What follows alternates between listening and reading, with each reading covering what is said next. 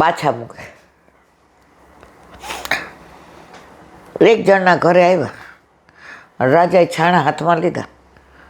વિઠ્ઠલ વિઠ્ઠલ વિઠ્ઠલા હરિઓમ. રાજા મૂંઝાઈ ગયા, બીજું લીધું. વિઠ્ઠલ વિઠ્ઠલ વિઠ્ઠલા હરિઓમ. જે ઢગલો હતો એ બધા છાણામાં વિઠ્ઠલ વિઠ્ઠલ નામાં. રાજાએ બોલાય ઓલાના, તો જનાબાઈના છાણા ચોરી આવશે? બોલો કે ના. એ કે સાંભળ. ઓલા જનાબાઈના પગમાં પડી, મને રાજા ફાંસી આપશે. જનાબાઈ કે રાજાને એ શરતે જ મેં શોધવાનું કીધું છે કે જેણે આ કાર્ય કર્યું હોય એને કંઈ શિક્ષા, પનિશમેન્ટ કે દંડ નહીં આપવાનો. રાજા કે જનાબાઈ કે જો એને દંડ આપશો તો હું મારી જાતને દંડ દઈશ. આ વાર્તા પરથી એ કેવું છે કે ભક્તનો કેવો પ્રેમ. નામ સ્મરણની વાત છે. કળિયુગમાં નામ સ્મરણ, બીજું કાંઈ ન થાય તો કાંઈ વાંધો નહીં, પણ સતત શ્રી કૃષ્ણ શરણમમાં તો બોલીએ. હું અહીંથી બોલું છું, બહાર જાઉં એટલે હું વાતો જ કરતી હોઉં છું. હું તમારાથી જરાય જુદી નથી. તમે તો બધા હજી કદાચ વધુ કરતા હશો, હું તો કાંઈ નથી કરી શકતી. મારા પર વલ્લભની કૃપા છે કે વાણીનું દાન કર્યું છે. બોલે છે, નામ મારું આવે છે. તો જનાબાઈના આના પરથી નામનો મહિમા બતાવ્યો. એટલે રામ ભગવાનના નામે પથરા તરે બેઠા હતા અને જોયું તો દરેક વાનર હતો એ રામ લખે ને પથરો નાખે, તરે અને સેતુ બંધાય. આટલા બધા વાનરો આમ રાજી થઈને કરતા હતા. દરેક પથરા પર લખે રામ, નાખે સમુદ્રમાં. સેતુ બંધાતો હતો, ત્યાં પથ્થરો તરતો તરતો જાય ને ગોઠવાઈ જાય. રામ બધું જોતા હતા. રામજીએ વિચાર કર્યો કે ખરેખર આવું બનતું હશે? રામનો મહિમા, નામનો મહિમા આટલો બધો છે. તો રામચંદ્રજીએ કોઈનું ધ્યાન નહોતું, તો એક પથરા ઉપર રામ લખીને નાખ્યો તો ડૂબી ગયો. રામ કે હા મારે કાંઈ ભૂલ થઈ કે શું? આ બધા કરે છે એવું જ મેં કર્યું. બધા રામ લખીને નાખે છે અને તરતો તરતો સેતુબંધ તરફ જઈને બંધાઈ જાય છે, તરે છે. અને મેં નાખ્યો તો ડૂબી ગયો. દૂર બેઠા બેઠા હનુમાનજી જોતા તો હૈસા પ્રભુને ચરણારબેન પકડી લીધા. તું જોઈ ગયો હનુમાન? એ કે હા. એ કે તમે બધા પથરા નાખો છો રામ લખે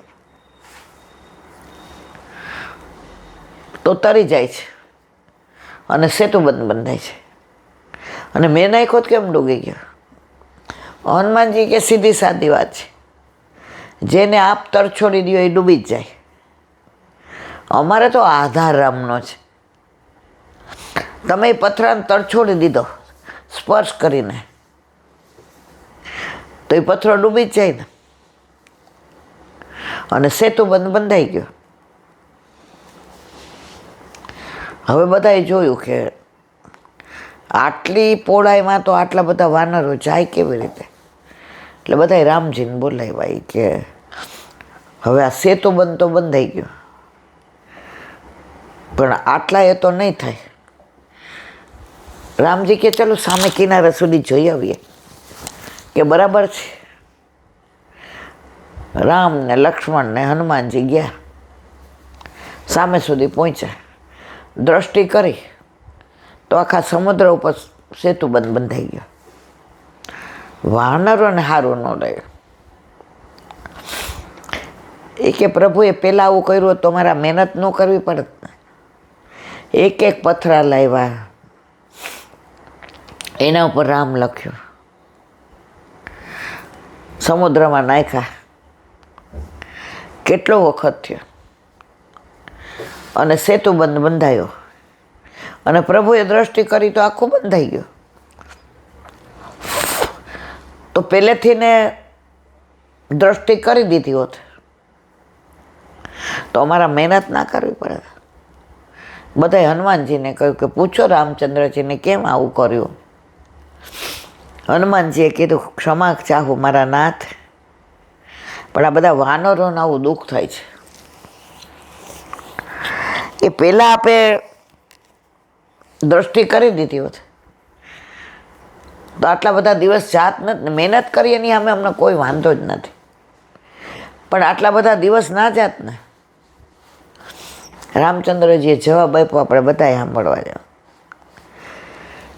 રામચંદ્રજી કે તમે આ સેતુબંધ બાંધ્યો અને હું આ પાર આવ્યો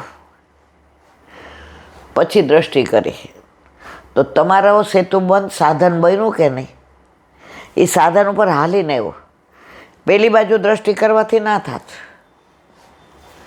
આ બાજુ આવ્યો અને મેં દ્રષ્ટિ કરી અને આખું બંધાઈ ગયું. તો મારે દ્રષ્ટિ કરવા માટે આ સેતુબંધ તમે જે બાંધ્યો એની જરૂર હતી. અહીંયા આવ્યો ત્યારે મેં દ્રષ્ટિ કરી, તો તમારી મહેનત એળે નથી ગઈ.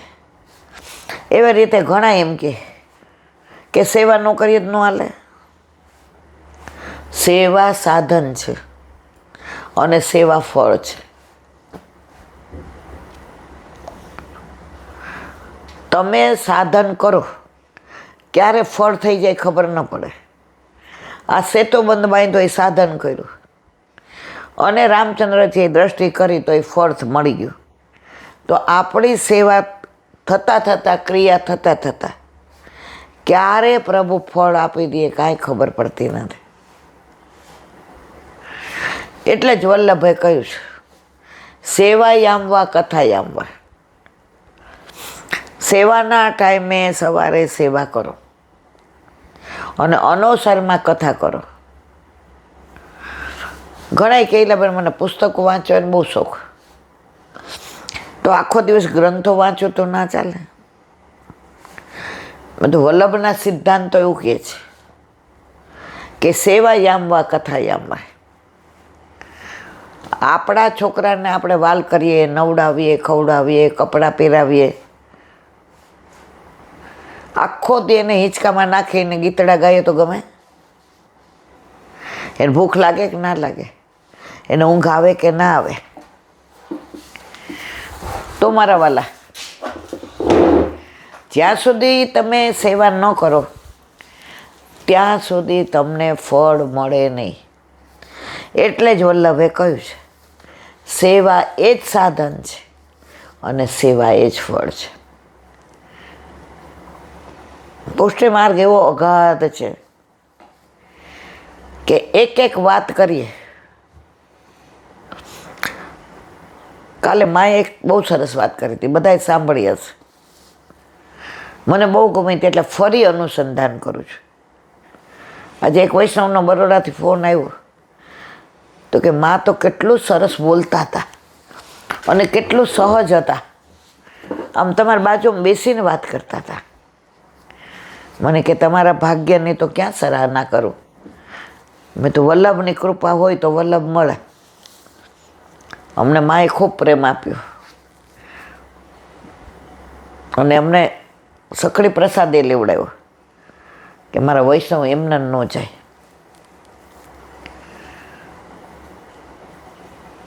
તો માએ જે એક વાત કરી મને બહુ ગમી.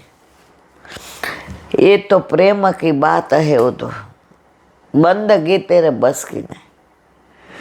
એમણે ગોકુળનાથજીનો દાખલો આપ્યો હતો, બધાએ સાંભળ્યો હતો કે ગોકુળનાથજી સ્નાન કરી અપરસમાં સેવામાં જતા હતા અને પગ નીચે એક બહારથી ઉડતો ઉડતો કાગળ આવ્યો અને એ પગમાં આવી ગયો. એટલે બધાએ કીધું જેરાજ આ કાગળ ઉડતો ઉડતો બહારથી આવ્યો, આપ છોવાઈ ગયા. ગોકુળનાથજી હાથમાં કાગળ લીધું, અંદર લૈલા મજનૂની સ્ટોરી લખેલી હતી. ગોકુળનાથજી રાજી થઈ ગયા. એ તો સચ્ચે પ્રેમ કી કહાની હૈ. ये तो सच्चे प्रेम की कहानी है। प्रेम से भला क्या कोई छू जाता है, प्रेम से भला क्या कोई छू जाता है। मैं नहीं छुआ, मेरी अपरस छुई नहीं गई। मैं प्रभु के सन्मुख जाऊंगा। प्रेम थी कोई छुवातो नहीं। काले अमे माने माँ મને વાલ કરતા હતા, હું માને હાથ પકડીને રાજી થતી હતી। માએ કીધું હું નથી છોવાતી તારાથી ને, મારા પ્રાણ થકી મને વૈષ્ણવ વાલા। આમ એમને એટલું ગમતું હતું ને કે ભોજન કરીને અમે કીધું આપ વિશ્રામ લ્યો। ભોજન કરી ક્ષણિક વિશ્રામ લે। માં કે નિજ મંડળી બોલાવી। આ નિજ મંડળી આવી છે, પાછા ક્યારે તમે મને મળવાના? હવે 90માં 6 મહિનાની વાર છે ઈલા, કાલની કોઈને ખબર નથી। તો હું તો તમારે બધાને યારે બેસીશ। અને 12 હિંચકા ઉપર આવ્યા, આંખમાં ચમક હતી અને વૈષ્ણવને જોઈને જે ખીલાતા। આજે 90 વર્ષે માએ કેવા વચનામૃત કર્યા। કાલનો દિવસ ભરાઈ ગયો। આજનો દિવસ મારે કેવો મંગલકારી રે। આજ સખી મારે ઘેર પધાર્યા ગોકુળના ગિરધાર। ખરેખર ઘણીવાર બગાસું ખાતા પતાસું મળી જાય। કાલે ગોપાલ પ્રભુના દર્શન તો સુંદર થયા। આરતી થઈ રાજભોગની, ખેલાવ્યા ને ખેલા, પણ ફળ માં મળ્યા એ મળી ગયું। માએ જે પ્રેમ કર્યો, આટલી ઉંમરે આપણા લગભગ અમારા બધાની માં ન હોય, પણ અલૌકિક માં કેવી એના કાલે અમે દર્શન કર્યા। અને એક એક નામ વાલ કરે, તમે આવ્યા મને બહુ ગમ્યું। મને વૈષ્ણવ બહુ ગમે। વૈષ્ણવ થકી તો અમે ઉજળ્યા છે। વૈષ્ણવ આવે છે ને વલ્લભની વાતો કરે છે, મને બહુ ગમે છે। અને રસિયો ગાયો તો મારા વાલા ઘણી વાર મેં તમને કીધું એમ બગાસું ખાતા પતાસું મળી ગયું, જેની અનુભૂતિ કાલે મને થઈ અને બધાએ આનંદ કર્યો।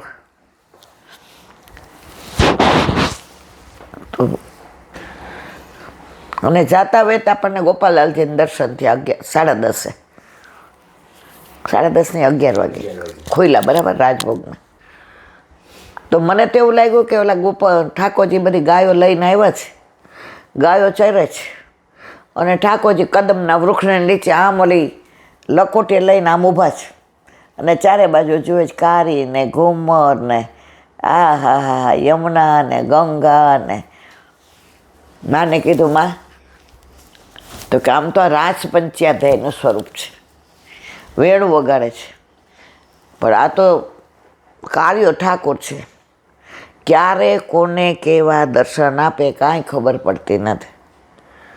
તો એવી રીતે ઊભા હતા ને હું આ બાજુ, તો મને એવું લાગે કે મારી સામું જોઈને હસે છે, કારણ કે સ્વરૂપ સીધું નથી મુખારવે, આમ છે, આડું છે, એટલે જાણે આપણી સામું જોઈને કહેતા હોય ને તને જ બોલાવતો હતો। તો મારા વાલા નિધિના સ્વરૂપની લીલા તો જેને નિધિ મળી હોય ને જેને માથે બિરાજતા હોય એ જાણે। હું ને તમે તો માહે પડ્યા મહાસુખ માણે, દેખન હારા દાજે। એ બધાને વિરામ આપીએ। હવે વ્રજ વિહાર, વ્રજ ના આવે।